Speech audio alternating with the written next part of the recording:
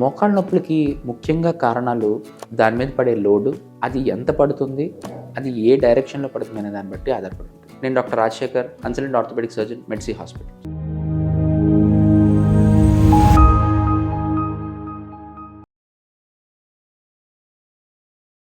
Suppose కొంతమందికి మోకాలు చెప్ప కింద అరుగుదల వస్తుంది. అది ఎందుకు వస్తుంది? ఎవరైతే ఎక్కువసేపు కూర్చునే జాబ్ చేస్తారో, ఎవరైతే ఎక్కువ మెట్లు ఎక్కడం దిగడం లేదా కింద కూర్చుని లేవడం లాంటి జాబ్ చేస్తారో, ఈ మోకాలు చిప్ప మీద ప్రెషర్ బాగా పెరిగి వాళ్ళకి మోకాలు చిప్ప కింద నొప్పి వస్తుంది. వాళ్ళు ఈ పనులు చేసినప్పుడు బాగా నొప్పి చెప్తారు, కానీ వాళ్ళు నడిచినప్పుడు బాగానే ఉంటారు. అదే కొంతమందికి ఈ మోకాలు అంటే ఏదైతే తొడెముక కాలుముక మధ్య అరుగుదల స్టార్ట్ అవుతుంది. అది ఎందుకు?